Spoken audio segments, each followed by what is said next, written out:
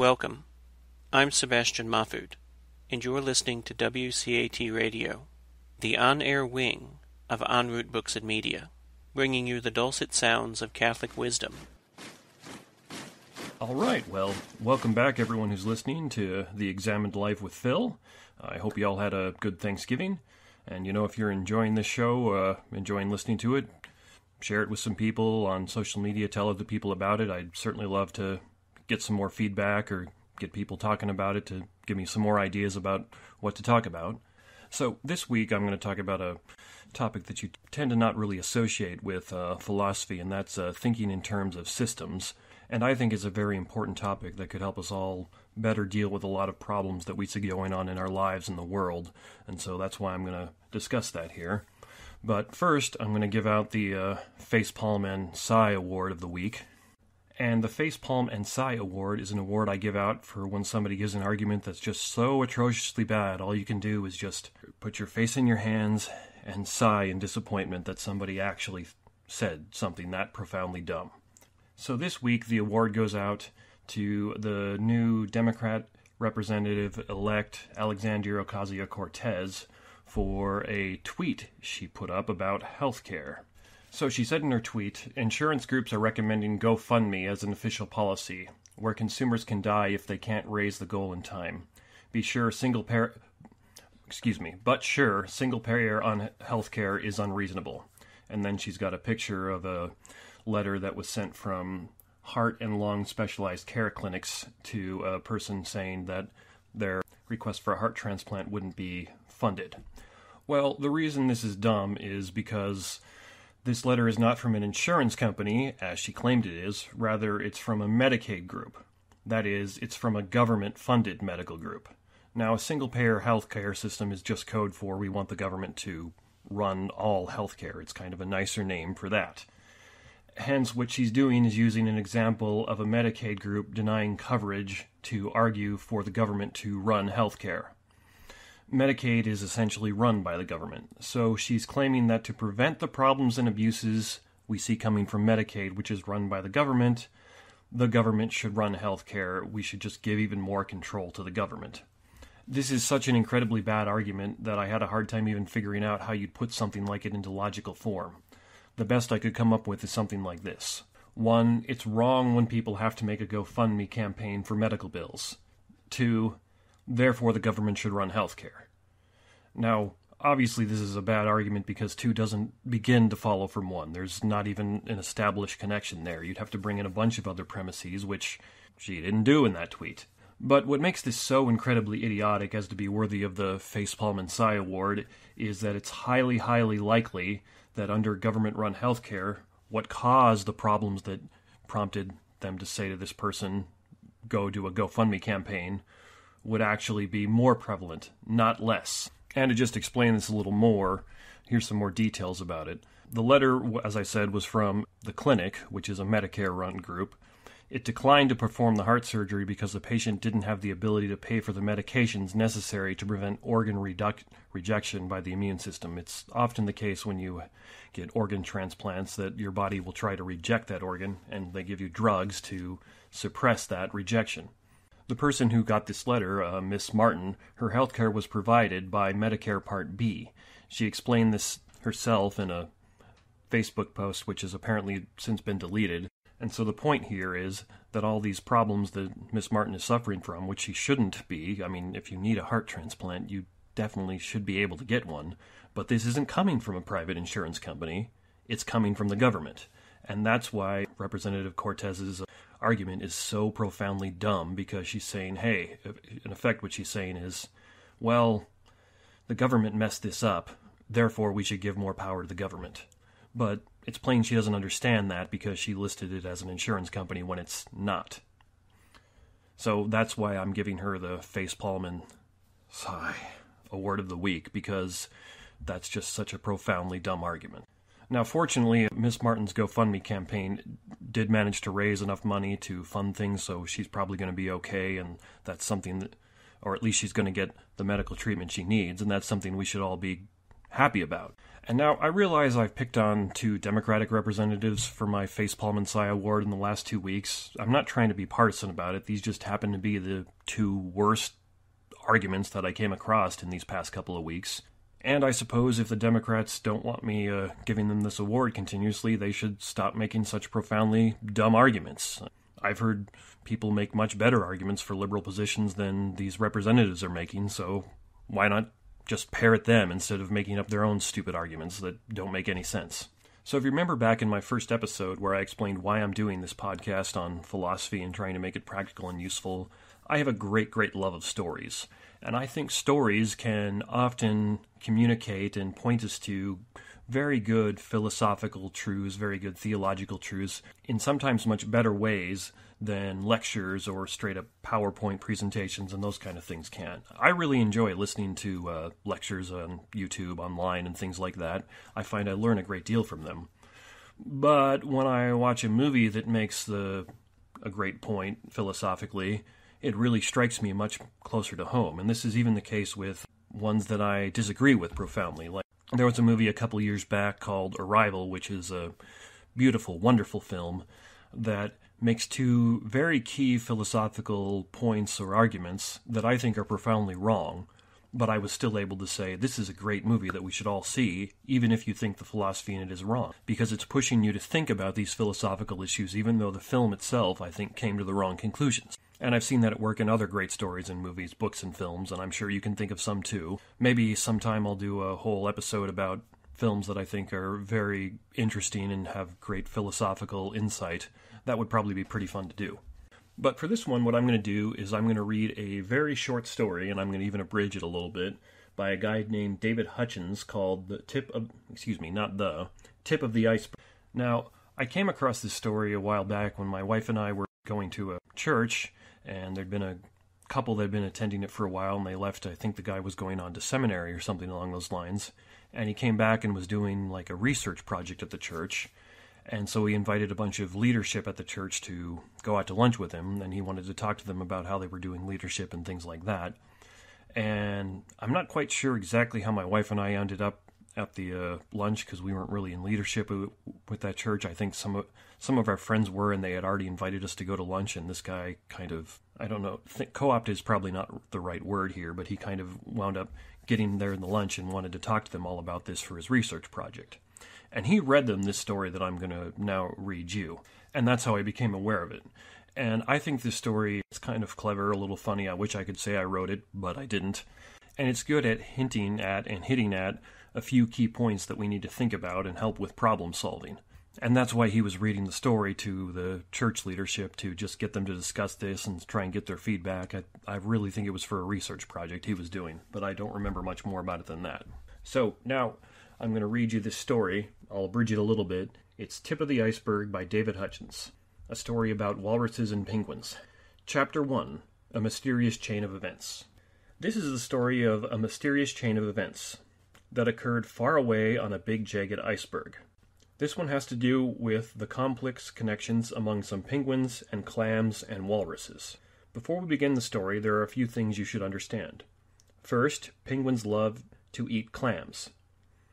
Don't worry, unlike the other anthropomorphized characters in this story, the clams have distinctly unpleasant personalities, so there's no need to feel sorry for them. Second, clam beds lie deep beneath the surface of the water on the ocean floor. The penguins in this story lived on an iceberg that floated in the icy waters of the North Pole. The resourceful little penguins knew about the clam bed that lay deep beneath them and often dreamed of eating the juicy shellfish. Oh, almost couldn't get that phrase out for some reason. But being small birds with tiny lungs, they simply couldn't hold their breaths long enough to dive all the way down to retrieve them. Walruses eat clams too. With their big, strong lungs and powerful flippers, walruses have no trouble at all diving to the great depths required to reach the clam beds. Plus, their tusks were ideal for prying open the hard shells. A small pack of walruses lived just a few miles away from the penguins on the mainland. They envied the little birds for their abundant reserves of clams. Still, being humble and honest creatures, they respected the penguins' territory. Hungrily, they kept their distance, though they always kept an eye open for possibilities. So for those of you who weren't paying close attention, here's the recap. The penguins had an untapped resource. The walruses had the procurement technology. Perhaps you can see where this is going. The penguins thought they did too, but they were wrong. Chapter 2. The Penguin-Walrus Protocol. The idea of a penguin-walrus partnership had been brewing for some time, and after one particularly harsh winter, the penguins were ready to take action. "There's a better life than this," said Sparky, the penguin, to the others, as his stomach grumbled loudly. "All winter long we've been living wing to beak. Instead, we should have been feasting on clams." The others nodded. "I think it's time we approach the walruses," he continued. "Agreed?" The penguins bobbed their heads. So negotiations with the walruses commenced. Soon the two parties reached an agreement. On one balmy morning, as the temperature on the iceberg skyrocketed to 15 degrees below zero, the penguins invited a couple of the walruses over for a public reception to seal their new collaboration. A great cheer went up from the penguins as the two walruses, Gunther and Schwein, heaved their massive bodies out of the water and flopped onto the iceberg. "This is a historic day for our little iceberg," announced Sparky, trying to sound historic. "Yes," grunted Gunther, whose eyes didn't quite work together. "This is a great day for cooperation among mammals everywhere." A low murmur arose in the crowd as some of the penguins debated whether they were, in fact, mammals. As the eager crowd listened, Sparky read aloud the terms of their new partnership. It said, 1. Walruses will harvest clams for penguins. 2. In return, penguins will extend all-you-can-eat clam privileges to the walruses. 3. Walruses will not eat the penguins. The walruses agreed to this last clause only after tense last-minute negotiations, prompted by an incident in which several penguins had to pry open Schwein's mouth and remove a small discombobulated penguin. Thundering cheers arose from the crowd as the walruses and the penguins placed a flag at the edge of the iceberg to commemorate the signing of the protocol. Everyone was silent for a moment. Then someone said, "What are we waiting for? Let's eat." And that's what they did. Chapter 3. Don't Mess with Success. The protocol proved a huge success. Gunther, Schwein, and a couple of other walruses delivered flipper loads of clams from deep beneath the iceberg to the salivating penguins, and easily pried open the shells with their tusks. Gunther even discovered a few pearls in the process, but unaware of their value, or the well-worn adage, carelessly cast them before Schwein. Everyone had plenty to eat. The walruses freely exercised Clause 2 of the protocol by stuffing themselves silly. Soon the penguins were making clam casserole, clam soup, clam daiquiris. Word soon spread, and penguins from other icebergs began to show up, eager to enjoy the good eating that the Penguin-Walrus Protocol had made possible. As more and more penguins arrived, Sparky suggested that the penguins hold a protocol committee meeting. This sort of thing happens in the wild more often than you would think. "Do we have enough clams to feed everyone who's showing up?" he asked the others who had gathered. "Are you kidding?" said Helsinki, a little penguin with a Type A personality who enjoyed flaunting her expertise.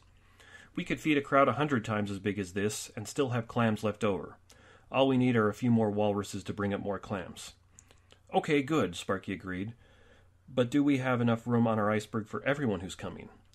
Juno, a penguin who had a parchment for numbers, quickly scratched some calculations in the ice. "The way I figure it," he said, "we could fit 100 times as many as this and still have space left over." So it was unanimous. The penguins would recruit more walruses to help meet the rising demand for clams. So more walruses came. They hauled more clams to the surface. More penguins showed up. So even more walruses came. They hauled more clams to the surface, and more penguins showed up. And even more walruses came. You get the idea. Sparky, Juno, and Helsinki observed all of this activity from a peak on top of the iceberg. "This is great," Sparky grinned. "Everything seems to be working out. For once our little colony is seeing some prosperity." "Yes, and I attribute our success to the clams," proclaimed Helsinki. "It does seem that the clams have made this all possible," agreed Juno. "Yes, and the walruses made the clams possible," Sparky added. "It's all connected." Juno found himself busily scratching an image into the ice as Sparky spoke. "That's an interesting point," he said after a moment. "You could draw the connections like this. The more walruses we recruit, the more clams we get, and the more penguins come." Helsinki and Sparky were intrigued. "Yes, but don't forget," Sparky said. "Then we recruit more walruses, and the cycle starts all over again." "Good point," said Juno. Everyone reflected silently on this exciting spiraling dynamic. Good things lead to more good things, which lead to even more good things, and it all gets bigger and bigger. But something was bothering Sparky. "How big is this going to get?" he asked, shuffling his webbed feet nervously.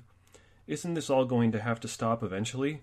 The clams will run out one of these days, won't they? Some days, said Helsinki, but not for many, many years. I already told you, we have more than enough food to last us for a very long time. And more than enough space, reminded Juno.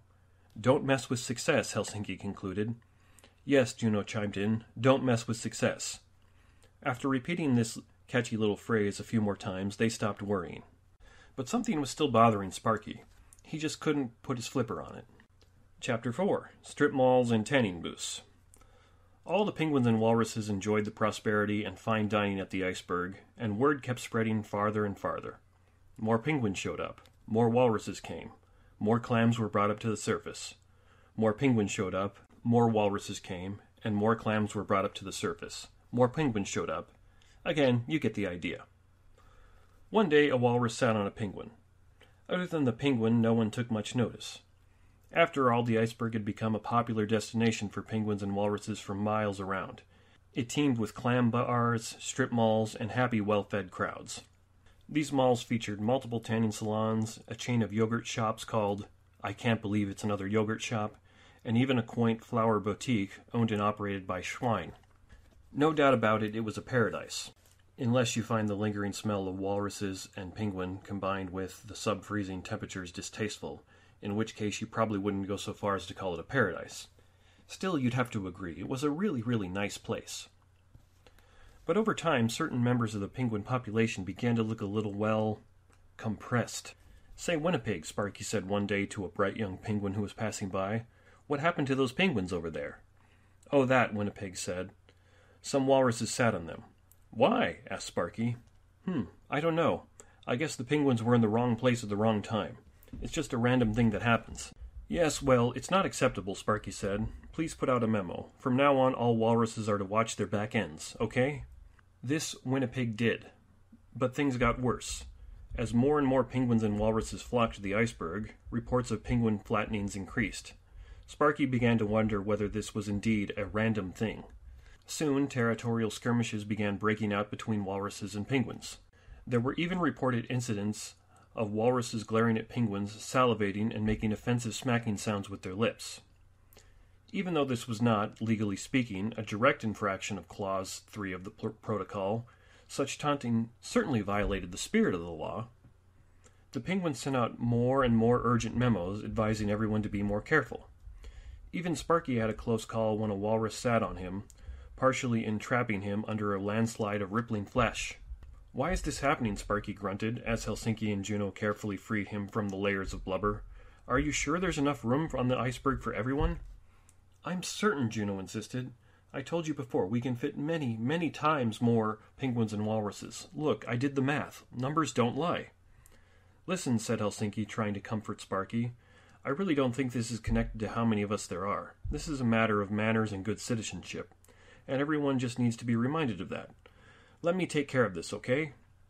And so with great effort and expense, Helsinki brought in a high-priced management consultant named Hans and urged everyone, penguin and walrus, to attend his sensitivity training workshop. But the fighting only got worse.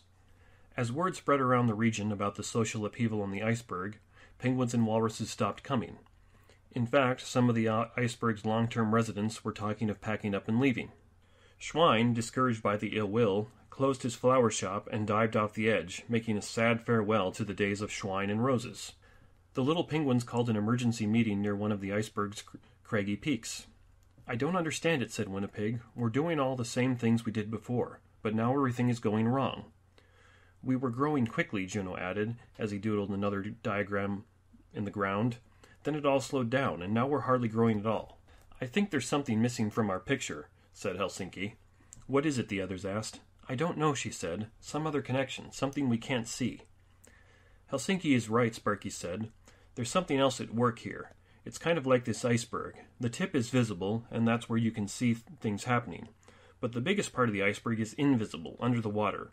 Maybe it's the things we can't see that have made everything turn bad. Everyone fell silent. It was quiet except for the howl of the Arctic wind and the distant, awful squishing sound of a walrus sitting on a penguin. I guess the only way things are going to get better is if we figure out what it is we can't see, concluded Helsinki. That doesn't make sense, said Winnipeg. How can you see something that you can't see?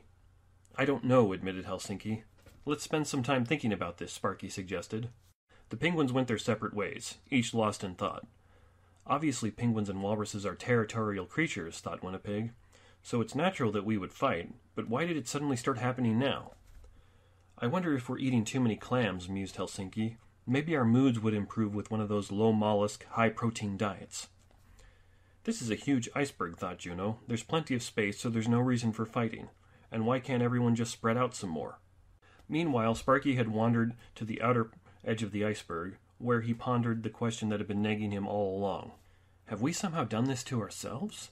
Sparky threw a small chunk of ice into the calm water and watched it splash. The concentric rings of ripples spread out wider and wider, then faded away. After a very long time, the water became still again. Maybe whenever we do one thing, he thought, it makes lots of other things happen, like the ripples in the water. Maybe it's all connected. If only we could see these connections, we could figure out ahead of time what might happen whenever we do something. As Sparky sat and thought, he fixed his eyes on the flag that marked the historic signing of the protocol. It had been a long time since Sparky had looked at the flag. Something seemed funny about it. But what? Sparky stared at it for a long moment, concentrating, and then, "Aha!" he exclaimed. Hardly able to contain himself, he waddled furiously to find the other penguins. Chapter 5. The Intervention. "Everybody come here," Sparky called. Juno, Winnipeg, and Helsinki came running and sliding and tripping over each other. "Look," Sparky pointed at the flagpole. "What's different about the flag?" Everybody stared blankly. "The flag is partly underwater," Sparky yelled. "I don't get it," said Winnipeg. "Is it high tide or something?" "No, silly," said Helsinki. "The iceberg must be sinking." "Yes," added Juno, "but why?" He thought hard for a moment. Could it be the weight of all these extra penguins and walruses? "That's it!" shouted Sparky. "Now I see why everyone is being so territorial. There's not as much room to spread out as there used to be. The sinking iceberg is forcing everyone too close together." The penguins began waddling about and honking excitedly. Juno rushed to sketch a new diagram in the ice. Juno explained, "As the walruses brought more clams up, more penguins and walruses wanted to come here. And as more penguins and walruses came, the iceberg began to sink." "Yes, but don't forget," added Sparky, "that once the iceberg started sinking, that made us all start fighting, which caused folks to stop wanting to come here." Helsinki thought hard about this seemingly simple illustration. There's a limit to how many penguins and walruses can live on the iceberg. "It's almost as if the iceberg has been trying to tell us that," mused Winnipeg. "We just haven't been listening." "In fact, we've actually made things worse by recruiting more and more walruses," Juno added. "That's why things turned ugly." Winnipeg's comment about the iceberg caught Sparky's attention. It's almost as if the iceberg was trying to tell us that. Of course, icebergs don't talk, and yet, now that Sparky thought about it, it did seem as if everything that was happening around them had been saying, "Slow down." "It's all connected," he whispered. "So now that we know all this," said Winnipeg, "what do we do?" Sparky thought carefully. "Maybe we should first agree on what we want to happen, then we can decide on what we need to do to help it happen." Helsinki added, "We also need to get better at noticing what's happening around us. Listen to the iceberg. Think about the connections between things." Juno was excited. "Yes," he said, "and before we do anything new, we should try to think through some of the different things that could happen as a result. We don't want to cause another disaster." "Of course. It all seems so obvious now." And so, after some discussion, everyone agreed on the outcome they wanted: to nurture our rich supply of delicious clams and make them available to all Arctic creatures. They brainstormed ideas for spreading some of the walruses and penguins to other locations to reverse the sinking of the iceberg. Ideas included create a shuttle system to deliver clams to other icebergs and experiment with establishing new clam beds near the mainland. The bright little penguins even listed possible ecological and sociological impacts of these actions and formed backup plans. Then they put it all in a PowerPoint presentation and explained it to the others. This sort of thing happens quite frequently in the wild due to the falling costs of digital projection technology. After some group discussion, they chose a plan to experiment with planting new clam beds near the mainland, which, unlike the iceberg, probably wouldn't sink. They even developed a web presence with e-commerce capabilities so that penguins from all over the world could order clams. Within a few months, clams.com made its online debut. This all marked the beginning of an exciting era for penguin-walrus relations. Some months later, a satisfied Sparky climbed once again to the top of the penguin's iceberg, a perfect place to reflect and to practice this new way of seeing the world. It's a good thing we acted when we did, he thought. I wonder what would have happened if things on the iceberg had gone on longer. Might it have been too late to save? Sparky then turned his attention to the bustle of activity all about him. There must be other connections we're not seeing, he mused, maybe even millions of them. How will our new thoughts and behaviors affect our iceberg? How are the plans we're putting into place now creating new results that we don't know about? He would find out soon enough. The end. So that's about half this book. The second half of the book, Hutchins goes on to draw lessons from the story and explain it and try and pull out some lessons and points that he can use to teach people about what he terms as system thinking versus linear thinking. Now, there are some more technical terms for this distinction, but systems thinking versus linear thinking works fine for what we're doing here. Linear thinking is where you're just thinking kind of in a straight line. It's how I like to do arguments in philosophy of religion. So an argument for the existence of God is typically done in a linear fashion. Like, 1, there's fine-tuning in the universe. 2, fine-tuning is either due to chance, necessity, or design. 3, it's not due to chance or necessity. 4, therefore it's due to design. 5, therefore there's a designer, i.e. God. Now that's an example of linear reasoning where one thing leads to another. Systems thinking is where there's often feedback, where the items are in relation to each other all the time. And once you grasp this concept, you're going to see that there's actually systems interacting with each other all the time, in the real world. Very rarely in the real world is linear thinking actually a good representation of what's going on. And that's what this story of the walruses and the penguins shows.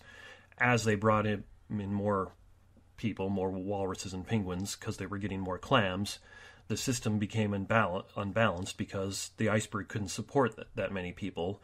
And so then the walruses and penguins started moving away because the iceberg was sinking. It's a system in that there isn't one thing leading to another.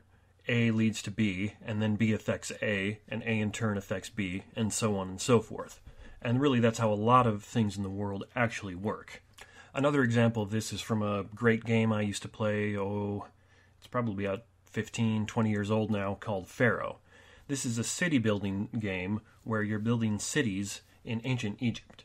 So typically what you want to do is, the objective is you want to build a town of certain population with certain culture and characteristics, and you're building a monument like the Sphinx or a pyramid or some tombs or something like that. So you would start this game by just building housing for people. That is, you allot land for people to come and build their houses. Now, people need food, water, security, entertainment, and so on. So as the people come in, you start building farms, wells, stages, temples, and other things. These are the essential industries that people need, but these essential industries need people to work in them. They need employees. So the demand for workers starts going up because you've built those essential industries. And further, the people's housing and all these essential industries need infrastructure like roads so that people can get around, and warehouses to distribute the goods, and all that needs workers as well, at least the warehouses. Roads don't require workers in that game. And so what you need to do to actually make the game work is you need to strike some kind of a balance because all these various systems are affecting each other. If you have too much housing, and that is have too many people, then your town has high unemployment and people start leaving because there's too much unemployment, and then your town dies. You fail that mission of the game. But then on the other hand, have too much essential industry and infrastructure, the farms, the wells, and the warehouses, then they don't work properly because there's not enough people to work the land. If the farm requires 20 people to produce food and there's only one person working there, it's not going to be producing food very well. So without those essential services that people need, they start getting upset because they need water, and they leave and the town collapses. After all, even a simulated person in a computer game isn't going to stay in a town where there isn't food and water. So the point here is that the amount of people and the amount of industry is in a sympatical relationship as each one affects the other. You have too many people, and that affects the industry. You have too much industry, and that affects the amount of people there. And it's vice versa as well. You have not enough industry, and that affects the people. And you have too little people, and that affects the industry. It's A leading to B, B circling back at A, and so on and so forth. And now this game actually has many, many more systems that are interrelated like this, like taxes, economy, non-essential industry, monument building, military, religion, and even some diplomacy. And all of these systems are interrelated. They all affect each other in some way within the game. So the only way to win that game without cheating is to try to balance all those systems together as you also expand their influence. You don't want to just have everything be stagnant. You want to be adding more housing, be adding more industry, but you can't do any one too much or the whole system starts collapsing because it's all those various systems start collapsing and the town dies because they're all interrelated and dependent on each other. Do too much of any one thing all at once, and all those various systems start to collapse. Build too many farms and there won't be enough people to work them, and thus there won't be enough food. Have too many people without the infrastructure to support them, and the housing areas will be overrun with crime, fire, disease, and so on. So I think the parallels that I'm drawing here between this game and how its systems work, and the stories to the walruses and the penguins should be pretty obvious. And now this isn't just a point about, a somewhat funny little story about walruses and penguins in a computer game. The real world often seems to work like this. It's very often the case that there are multiple systems working in tangent with each other where there's feedback and they're affecting each other all the time. Easy example of this is right now there's a lot of fuss about immigration in the United States. Now the Republicans and President Trump would have you believe that immigration is just a very, very simple problem. And the Democrats tend to say the same thing, and they claim it's simple, and typically they say it's not a problem. But they're both wrong. Immigration issues in the U.S. are actually the result of many different systems working together and often coming into conflict. First of all, there is obvious economic incentive for immigrants to come to the United States. This is due to the fact that economic prosperity is, generally speaking, possible in the U.S. You come here and you work hard, it's possible you'll make it. And that same prosperity is unlikely to be possible in the countries that many immigrants come from. That's why they're coming from Central America, South America, and why they're not coming from, say, Germany, at least not to the same degree, because you can probably make a decent life for yourself in Germany if you work hard as well as you can in the U.S., but it doesn't seem to be that way in some other countries, and that's why the immigrants are coming here.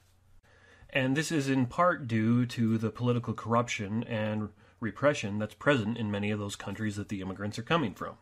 So there's economic systems at play and political systems at play, and those are working to create pressure to push the immigrants out of their countries of origin to the U.S. Now, there are also political forces at work political systems at work, within the U.S. Since the U.S. is a representative democracy, and many Republicans are from regions that are, or at least think they are, adversely affected by immigration, then it's in the Republican self-interest to be against immigration. And that's not to say there might be other factors that would make them kind of want to be in favor of it, but just that the nature of how the Republicans get their jobs makes that a fundamental concern of theirs. And likewise, as most elected Democrats tend to be from more urban areas, and urban areas tend to benefit from the cheap labor that immigration tends to provide, then it tends to be in their self-interest to support it because their constituents are not seeing problems from immigration, they're seeing benefits. And again, that's irregardless of other considerations that may come in, like some illegal immigrants committing crimes or something along those lines, because the Democrats depend on those people who don't see a problem with immigration to get elected, to get their jobs. And of course, there's also the fact of the matter that, statistically speaking, immigrants tend to support Democrats far more often than they support Republicans. So given how all these various political and economic systems are creating this and coming into conflict, it's hardly surprising that Republicans want to upplay and exaggerate many of the problems caused by immigration, while the Democrats want to minimize any such problems or pretend that those things don't even exist. The political system of the U.S. has in effect put enormous pressure on both the Democrats and the Republicans to act this way, and to not really deal with the problems that immigration does present, however big or small, and to also lie about and misrepresent what's actually going on.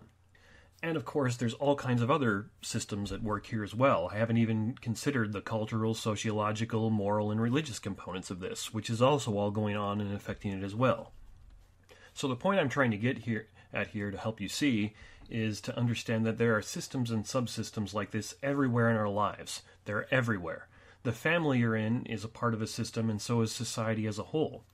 Within society, there are nearly countless other systems that are interacting with each other and sometimes coming into conflict. There are many different economic systems, moral systems, systems of relation to other people, systems of politics, systems of religion, systems of philosophy, systems of education, and so on and so forth. Virtually all of these things don't just stand alone. They're affected by other things, and they affect those things in turn. And almost always, anytime there is a problem with something, there are multiple systems involved like this, like there are in the immigration example. So one of the most foolish things you could do when you're facing a problem, and that's whether it's a political problem, a philosophical problem, a personal one with your family or friends, something spiritual or practical, one of the most foolish things you could do is to assume that there's just one system involved or just one component you need to consider. Unlike what the Democrats and Republicans do, you need to do your best to try to consider the whole of all the systems involved that relate to your problem. Now, this is often very hard to do. I mean, that's one of the points of the story is you only see the tip of the iceberg and there's all these other things. But just even stopping and thinking about, well, what's going on here that I'm not immediately aware of, that's going to help you get into that mode of thinking and going to help you see things that you wouldn't otherwise be aware of, and not make mistakes like the walruses and the penguins did. Now, when I was growing up and going to college, there was lots of talk from rebellious people about how they were going to bring down the system, rebel against the system, those kind of things. And those people were right in the sense that there's a system involved in pretty much everything. There just is. When you start thinking about things this way, you're going to see that. But what they were wrong about is that it's almost always better to have some system in place, even if it's a very poorly functioning one. Having no system in place at all is generally a very, very bad idea. A good example of this, let's look at some legal questions with the U.S. judicial system. Now, I've watched some documentaries over the past several years that have been kind of critical of the U.S. judicial system, and one of their points, which I think they might be right about, is that the appeal process after someone is convicted is designed to make the conviction stick. It's very, very difficult to get a conviction overturned. And now if you're someone who's been wrongfully convicted, as some people claim they are, then you've got a big problem. So to help explain this, let's say the appellate process in the U.S. gets it wrong half the time. That is, half the people who are seeking to have their convictions overturned are actually innocent, and the appellate system just keeps them convicted and in jail or being punished or whatever. Now, I really doubt there's any number like that. I just pulled it out of thin air for the example here. I don't have a source for that. I'm just making it up for this example. Now, what that means is, if it gets it wrong half the time, it's also getting it right half the time. And it's probably much better to have half of the justly convicted criminals remain in jail than it is to let them go free. That is, if you have a system where most people, say 75%, fall through the cracks, that's still better than no system at all. No system at all is going to get it wrong 100% of the time, while the system that fails 75% of the people is at least getting it right for 25% of the people. Now, that's still a bad system, and we should try and find a better one. I mean, one that doesn't get it wrong more often than it gets it right. But it's still better to have something that gets it right at least some of the time than it is to have nothing. And just two more quick examples of how these systems work to try to help get you thinking about this. I didn't really think about this very much until I married a doctor, but all medications have side effects, even ones that are relatively benign. My wife avoids taking medications as much as possible for that reason. And you can get in a secular relationship like this where you'll take a medication for a legitimate medical need you have, and then you take another medication to negate the side effects of that first medication. Then maybe you take another third medication to negate the side effects of the second medication, and so on and so forth. It's in a secular relationship. Another example, and this is kind of a more of a joke example, is I read on the internet a while back somebody saying, if there is a patriarchy, evolution produced it, and evolution produced it by way of women.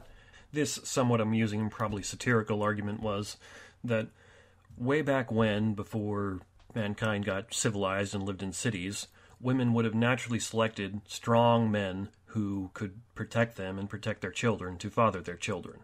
And so in effect what that would have done is weed out men who didn't want to protect them. That is, weed out the men who weren't going to stand in front of their families when the lion was charging at their wives and children. And so by selecting such men for the survival benefit, the women would have effectively bred a patriarchy into human society, because that's the only men who would be left would be ones who were going to say, well, I'm going to protect you whether you like it or not, because that had a survival benefit way back when our species was getting started. That's how the argument goes.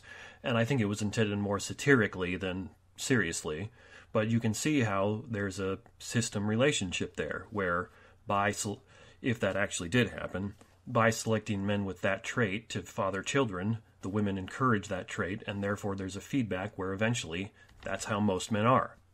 Now, there's a further, and I think very important point here that I think the author, David Hutchins, misses, and I think the guy who we were eating lunch with, who I heard this story from, also missed. And that's that all human-made systems are necessarily imperfect. There is never going to be a human-made and run system that gets it right 100% of the time. That is, because we're necessarily flawed people with limited perceptions and reasoning abilities, any system we create and run is inevitably going to get things wrong. There's going to be things it misses. No matter what we do, we're never going to see all of the iceberg, so there's always going to be problems we're trying to deal with. And I tried to make this point to the guy who read us the story, and I think I made it a little poorly and he didn't get it, but my point was, well, the way I said it is, penguins are not God. People are not God. Only God can have as much knowledge and reasoning ability where he can form a perfect system that gets it right all the time. Since you and I can't see everything that's going on, and we can't reason horribly well all the time, our systems are just inevitably going to miss things. No matter what we do, no matter how good we make them, they're never going to get it right 100% of the time. There's always going to be something that doesn't quite fit, something that falls through the cracks. There's always going to be cracks or flaws in every system people come up with or develop, no matter what the system is, or in what discipline it is, or how it's used. Now, you might think that you could negate or push this problem back a little bit by getting a lot of people together and pooling their knowledge. After all, somebody else can see things that I can't see. If you're in a relationship with somebody, like my wife sees things about me that I can't see, and vice versa. She sees things and insights in the world that I can't see. So you'd think if we kind of pool our knowledge and our perceptions and our reasoning, well, maybe we can't make a system perfect, but we can probably make it better.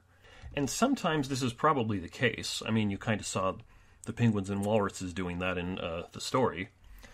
But as anyone who's ever sat on a decision committee will attest to, sometimes bringing a lot of people together to make a system, whether it's a new corporate strategy or a new law or government policy, whatever, this will actually often make things very much worse from the start.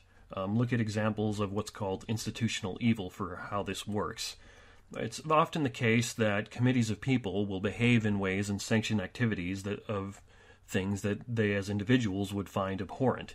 It's just a weird dynamic that when multiple people get together, it doesn't seem to make things go better. It seems to tend to make them go worse. And there's exceptions to that, and I don't know if there's a general rule as to how often it makes things worse and how often it makes them better, or maybe there's a certain number of people where there's like a threshold where when you go above this people, then the committee starts making it worse. If there is a threshold like that, it probably wouldn't be a hard one where we can say, well, 5 people planning a system makes it better, but 6, then it's all going to go to crap. It'd probably be more soft, like a range or something along those lines.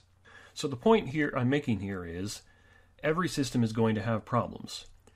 Now, a sub-point of that is that when systems are small and simple, when your system only affects a small number of people, these cracks and problems will largely go unnoticed because they're not going to affect much of anything. If the crack in your system only affects 1% of the people involved, and that'd be an amazingly wonderful system. Just imagine how great it would be if we could guarantee that the U.S. judicial system gets it right 99% of the time. That would be wonderful. Well, if your system only gets it wrong 1% of the time, but there are only 10 people involved, then it's very unlikely anyone would ever notice a problem because statistically you aren't even affecting a single person at that point. But now, say, increase the number of people to 1,000, and then there are 10 people who fall through the cracks. Increase the number of people to 1,000,000, and then there are 1,000 people who fall through the cracks, and so on and so forth. The point is, small systems, you don't tend to see the cracks very often. And sometimes if the system runs for a long, long period of time, you're going to start to see cracks like a relationship between you and one other person. Probably you tend to get along fairly well if they're your friend and you have a good relationship, i.e. a good working system where you have things in common and you enjoy each other's company.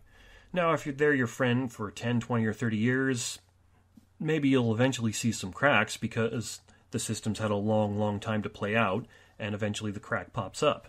But in day-to-day wise, you're very unlikely to see it because it's a small system. It's only the two of you. There's a good example of this in that game Pharaoh that I was talking about. One of the goals you have in that game is to increase the income level of the housing. As the people get more and more goods, more types of food, more entertainment, they upgrade their housing, and then they pay you more taxes, which benefits everything. Well, as the population increases, their consumption of goods increase too. And so what happens as the population increases and they upgrade, eventually you'll start seeing cracks in the system you made, where a house on maybe the top left corner of your map isn't getting the same amount of goods it used to because now all those goods are being consumed elsewhere in the city. And so that house might get stuck in a upgrade loop where the people get the goods, like a third of the time, and when they get it a third of the time, that third of the time they upgrade it, but then as soon as they lose those goods, they downgrade the house immediately, and so the house gets caught in a perpetual cycle, which is very, very bad for how the game plays out. You can see examples of this in government programs like welfare and public aid programs where these systems started small, and then as they got bigger, more cracks emerged where people would say, it can be abused this way, it can be abused this way, and then they would try and paste fixes on it. And then as those fixes got bigger and bigger, there'd be problems in those fixes, and they would try and paste more fixes on it. We can also see this in social issues like gay marriage and transgenderism. There's an awful court case going on in Texas right now where a 6-year-old boy is being dressed and presented as a girl by his mother, and at the same time she's suing the boy's father legally for not going along with her plan to have the kid live as a girl. The mother has sought restraining orders against the father, and she's attempting to terminate his parental rights because he's trying to get his son to live as a boy, and the mother's trying to get the son to live as a girl. And apparently the 6-year-old kid, when he's with his dad, says he wants to be a boy, and when he's with his mom, says he wants to be a girl because he's a 6-year-old boy trying to please his parents. Another example of this was related by the political commentator Ben Shapiro, and he said, "Last week a member of my Orthodox Jewish congregation approached me at a synagogue to tell me a story. Many of the women in the congregation exercise at a females-only gym for modesty purposes. The gym is successful. Its main constituency is religious women who don't wish to be stared at by men or to see men in various stages of undress. According to the congregation member, this month, a transgender woman, a biological male who suffers from gender dysphoria, came to the gym. This man, who retains his male biological characteristics, then entered the locker room and proceeded to disrobe.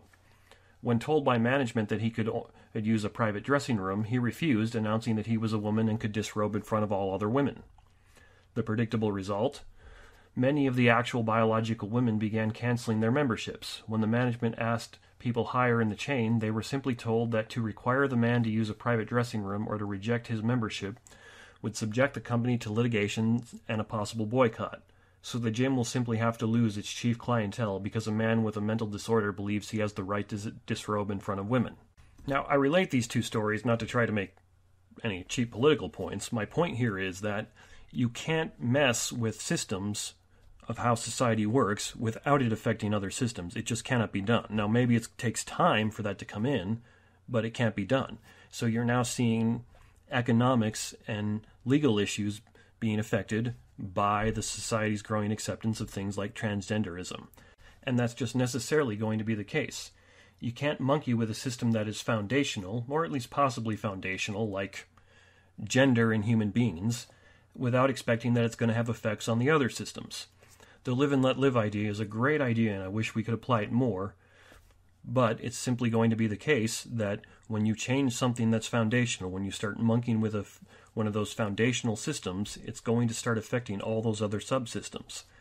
And people will argue about this, but I would think you can make a very, very strong case that the general relationship between male and female is very foundational in human society. The point here is that some systems are more foundational or fundamental than others. You can see this in how your body systems function.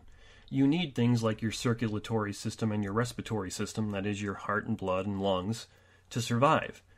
Now, you don't necessarily need eyesight, hearing, or other sensory systems to stay alive. Mess with your circular system, and it's quite likely that you're going to die. But mess with your eyesight, and you might go on living for quite a while. There are blind people who live long lives. There's a similar thing you can say in family structures.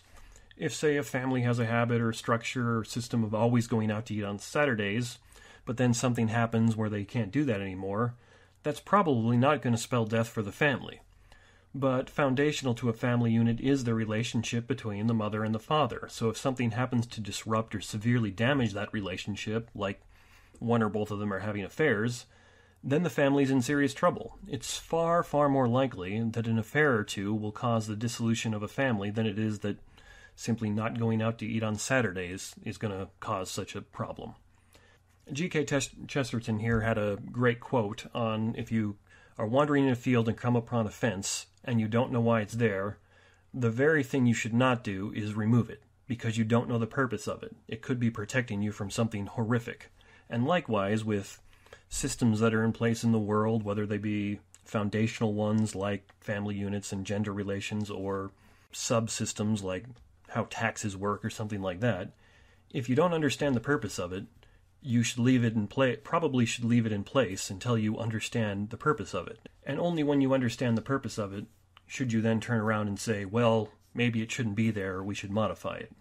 Now, the guy who originally told the tip of the iceberg story at that lunch meeting, he was trying to use this to get us to think about how various church systems function. How you do a worship service, how you do community or small groups or whatever your church calls it, how you would do Christian education or Sunday school as some churches call it, and to think about, are people falling through the cracks of those systems? Now, I've fallen through the cracks at churches before, and I know my wife has too, and it's easy to see how this can happen.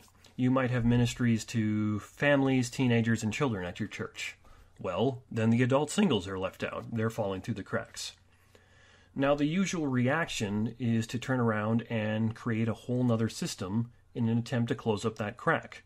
The government does this all the time. That's what those patches on welfare and public aid programs are designed to do. So, in this case at the church, suppose you'd create an adult singles ministry. But see, the trouble with making these subsystems to try to close up the cracks is that this problem of the human systems never working completely all the time is systemic. And so it's also going to manifest in those subsystems. The subsystems are also going to have cracks.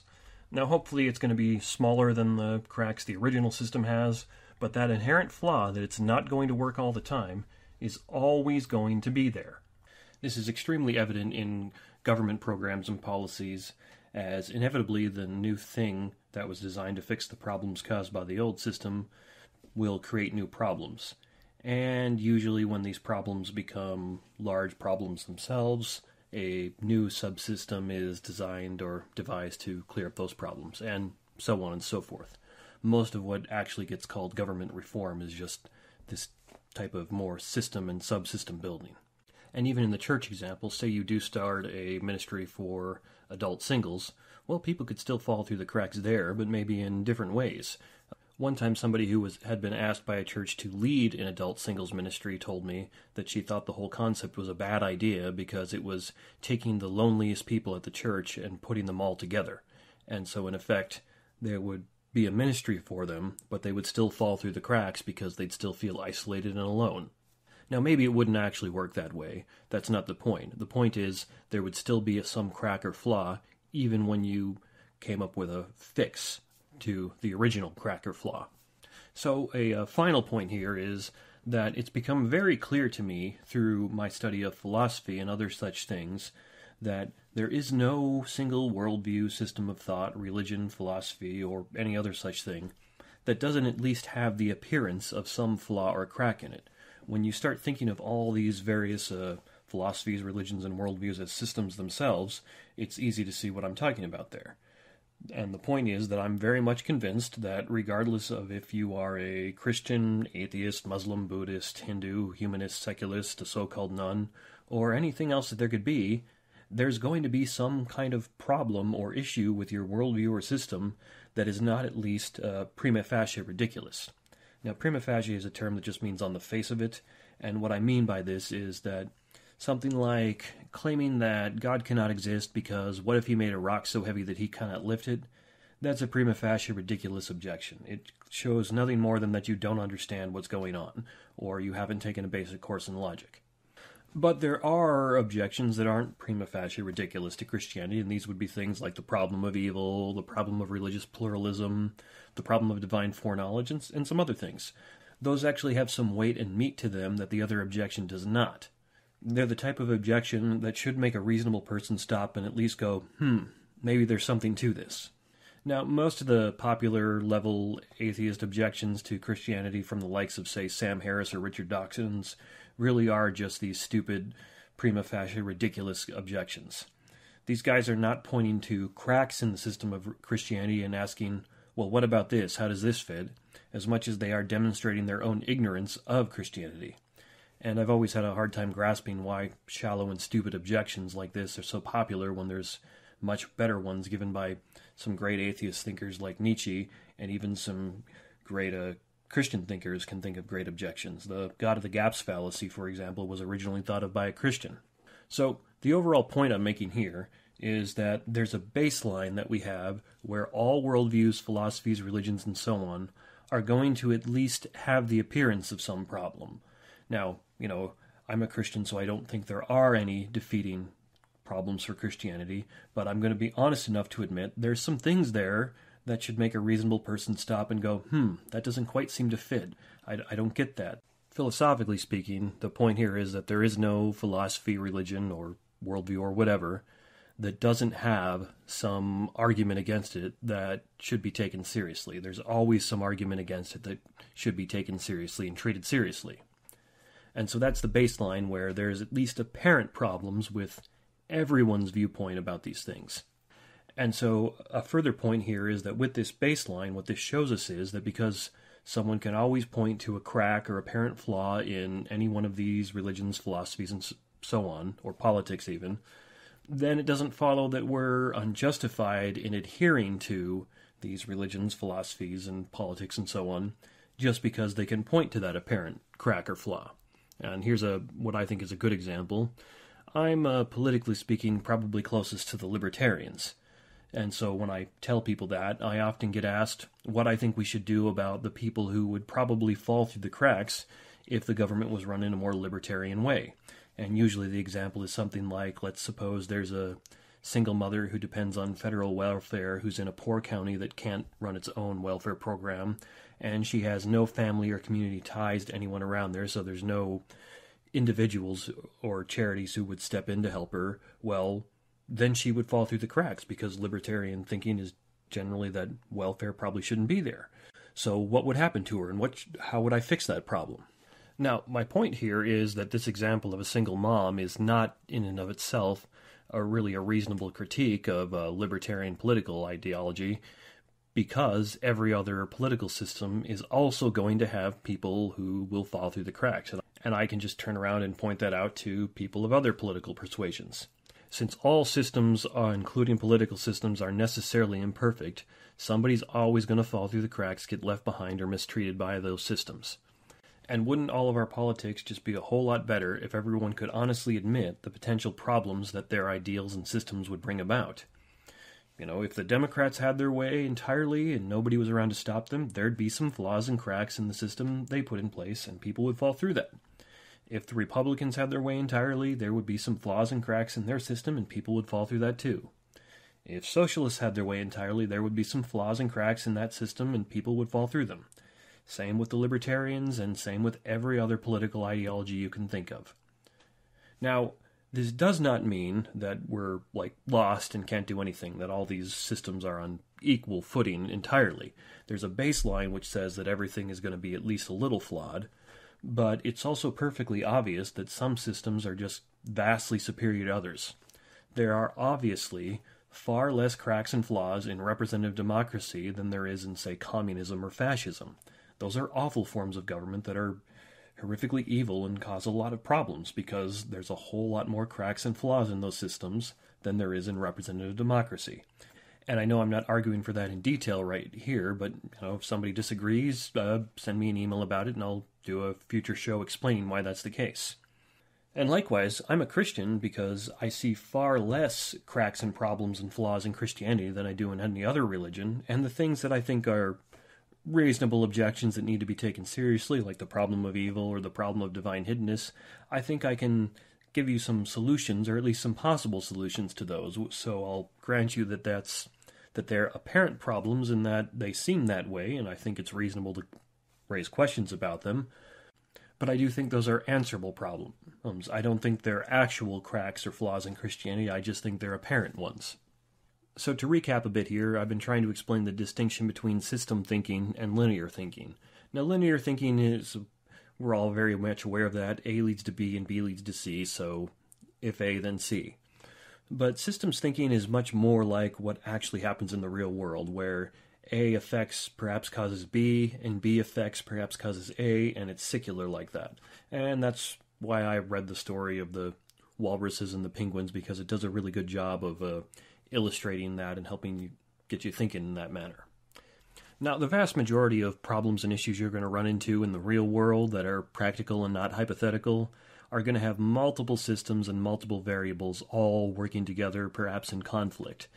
And so one of the best things you can do when you have problems like that, when you're thinking about issues along these lines, is to try and work out what are the systems involved, how are they interacting. And this is very difficult to do at times, but you're far more likely to get a better solution that isn't going to cause more problems. And if you just pay attention to the news, you can see people not doing this all the time. The next time a politician is giving a speech or something, and if you happen to be present and they say, well, this problem is caused by this, why don't you stand up and ask them, so did you do a multivariate systems analysis of this? What about this factor, and this factor? Because I almost promise you the politician is deliberately not doing that so he can speak simply about it, and you shouldn't let them do that. You shouldn't let them get away with it. Additionally, once you start thinking about all these various things in terms of systems, you can immediately see that all systems are necessarily, because they're the product of human beings, imperfect.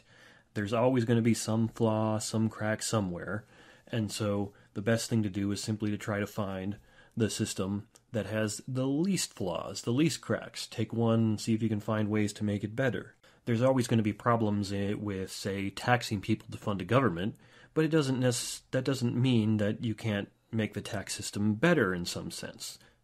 And likewise, people often point to minuscule flaws or examples of where there's something that doesn't quite fit with this political philosophy, this religion, or this worldview, and say, see, that invalidates the whole thing.